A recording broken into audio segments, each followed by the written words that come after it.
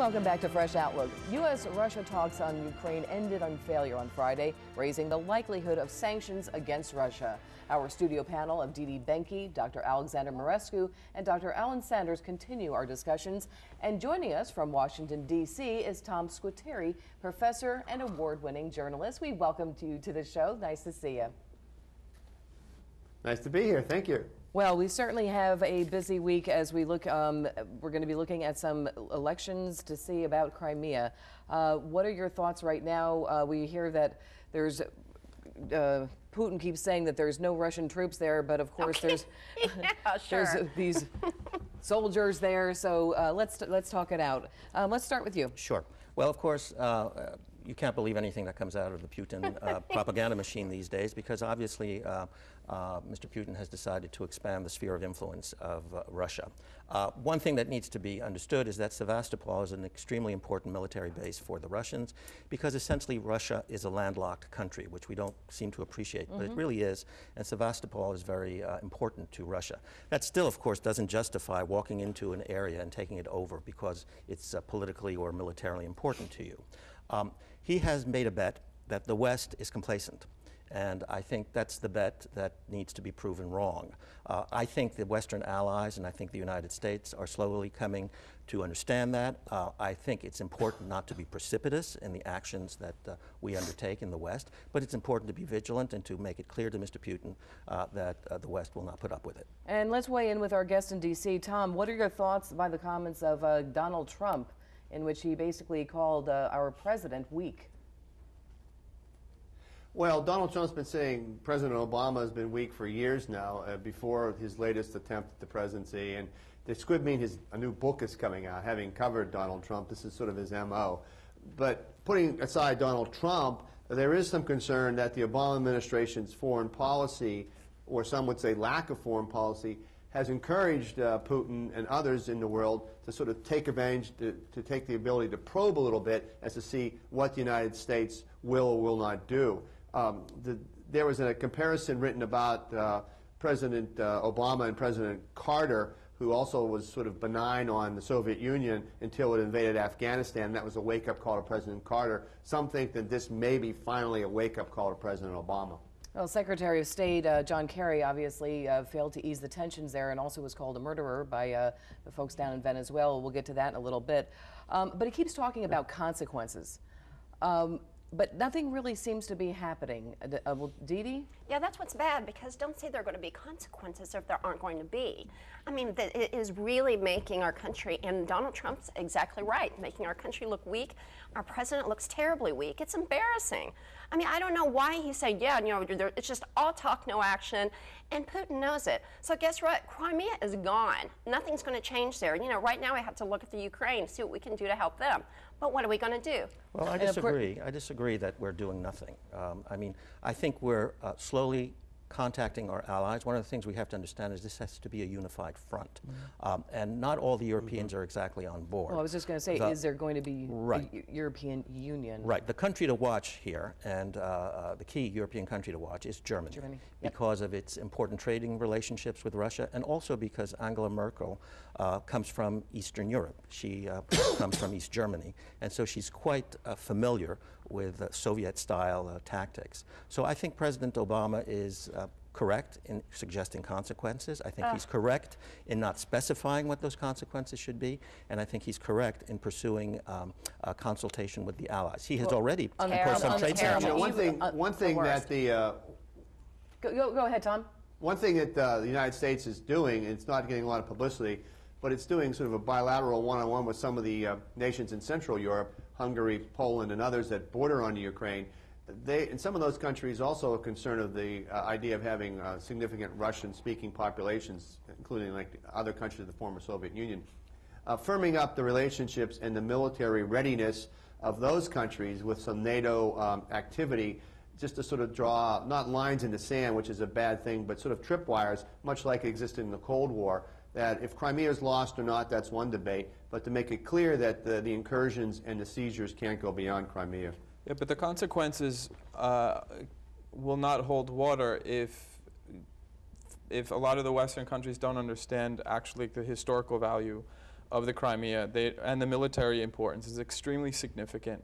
And this was maybe. I disagree with that. I don't think the Crimea is that important. The fleet that the Russians have there is their third largest, and it's not that big. All you have to do is have Turkey or someone else bottle up the straits, and that fleet's not going anywhere. Yeah, but my point is a different point. Because it's historical about it. No, my point is a different point. My point is that what is the significance of the Ukraine generally to the history of Russian foreign policy, and the Ukraine is typically seen as almost like the birthplace of the Russian language, of the Russian Orthodox Church. As I stated last week, this is not Georgia. Georgia is a highly culturally irrelevant country, and therefore there wasn't that much interest. Russia got what it wanted, and Georgia is not so much the back door. The Ukraine is really, I mean, Kiev was a Russian capital for centuries. This is the bet that I'm afraid Western consequences will have lost on so far, is that Putin, and in his very authoritarian style, is willing to absorb a certain amount of consequences, and they will continually have to up the ante at one point, and that's the fear, is that this escalation will not produce a peaceful outcome. On the eve of the referendum, we're seeing even more violence over there. Sure. And much of the violence, by the way, is being staged by the Russians. Absolutely. And so we need to be aware of that all the calls for Russian help because of violence is really violence being instigated by Russia. And of course, MTV. To cut out the MTV. press, too. That's what's bad. The Kremlin is starting to cut out the press. And they're changing television or nationalizing everything. I mean, this is bad. Well, NTV is actually owned by Gazprom's media partner. And the headlines over there, March 16th, together with Russia, while blaring the Russian national anthem. So I mean, this will be an information war ultimately, and it's already been an information war on who's going to secure the unmixing process. What we're seeing really is a slow ethnic unraveling of the Ukraine, and Russia will essentially try to grab what it can. Crimea, I'm sure a Ukrainian nationalist would completely disagree with me, but the Crimea was never really Ukrainian. I hate to say it, but it was taken away from Russia in 1954. But don't you think it's more of a strategic move? It's the first move to try to grab the Ukraine. Well, it's the logical move. Now, the problem in the Ukraine will only get much, much more complicated if Russia invades or continues its escalation of influence in what we would call sort of Ukraine proper. These were not areas that were given by Khrushchev to Crimea as some sort of favor, but these have been historically, ethnically Russian, but within the confines of the hard borders of the Ukraine. And Crimea, for a long time, has been a soft border area. One of the first things that we talked about probably 3 weeks ago was if Putin puts troops into Crimea, what does the U.S. do? And that's one of the questions we're looking at now. But what if, as you just said, if he steps over even further? Well, that's why it's important to consult. That's why it's important to move slowly. This is a very sophisticated chess game that's going on. Absolutely. And so you don't want to act precipitously. You want to do something, though, chatter, but what's going on. But I think things are going on. President Obama has imposed some trade sanctions already. He is consulting with the allies. This is not the kind of thing you want to, have an easy trigger, your finger on the trigger. This is something you really want to study because there are two things involved here. First, there is the nationalistic interest of Russia, and secondly, there is the global power interest of Russia. One of the things that Russia wants to do is to reassert itself as a global power. Of course. One of the things we can do through sanctions and through diplomatic isolation is to show Putin that this is not the way you assert yourself in the 21st century as a global power. So we need to work carefully here. And this is a wonderful discussion, but we also want to include Turkey right now because obviously a lot of things are happening over there. Tensions remain high in that country after the Prime Minister Erdogan stated that slain teenager Birkan Elvan was a member of a terrorist organization. Now, you may recall the young boy was hit in the head by a police tear gas canister during protests last summer. He lost his battle for life this week, and that has certainly propelled that country into some more protests as well. Well, Turkey's such a great country, very strong, and unfortunately they've got a bad leader now. I don't think these municipal elections can come soon enough, because hopefully that will be the beginning of his unraveling. So, and that should tell the tale, and I'm guessing that the people will see what he's all about, hopefully. What do you think we can expect after the elections, March 30th? Well, cutting the snake at the head doesn't mean that the rest of the body is going to die. The AKP has created a very, very deep culture, and for many decades, long before the AKP came into power over 10 years ago, there's always been this question of what the deep state is, that the military, and we typically use this term in political science, the deep state, to talk about Egypt, but it's something that came out of the literature in the 70s and 80s about the role of the military in Turkey, and that has been a key focus of the AKP, of Erdogan's party. It is a bastion of secularism, and that has really been under very strong constitutional attacks and arrests, and this hollowing out of potential areas of opposition. So even if they take a hit at the municipal elections, which I agree with Dee Dee that that's what will happen, this is not going to be an automatically smooth transition to the opposition. The opposition is fairly weak in Turkey at the moment. Let's weigh in with our friend down in D.C., Tom.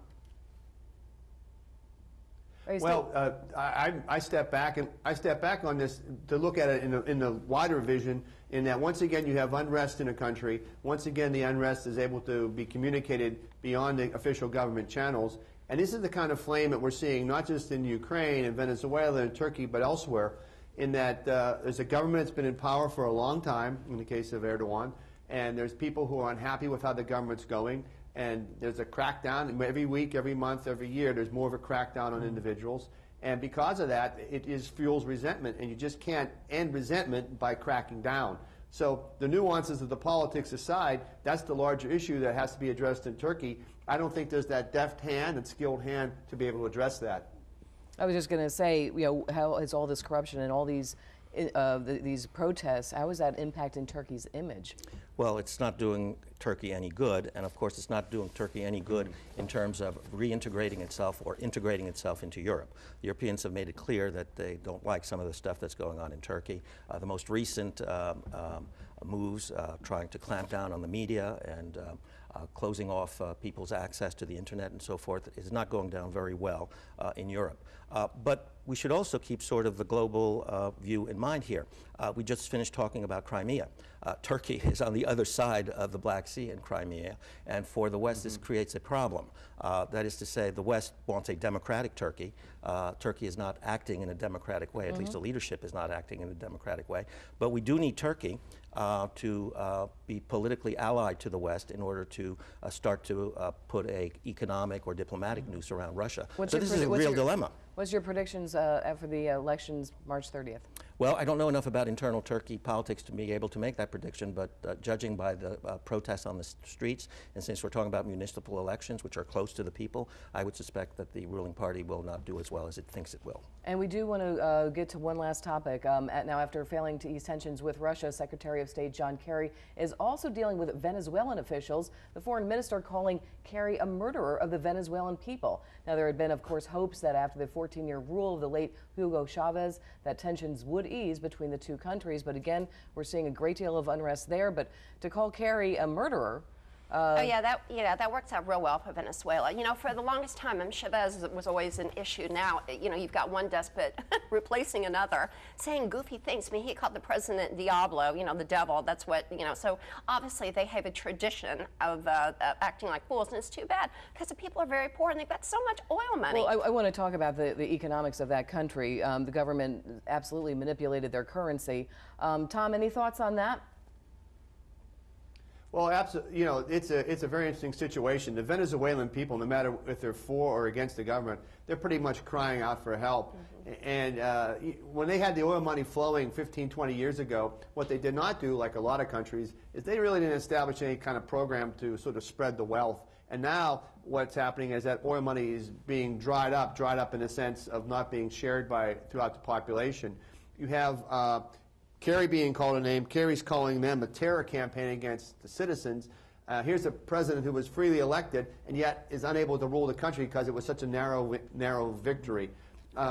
It's a bad situation for the United States because they need to have Venezuela and Colombia and the other countries in South America support their efforts and be part of the whole Latin American community with the United States for free trade. This is a major country in South America, and it can't move forward with the United States.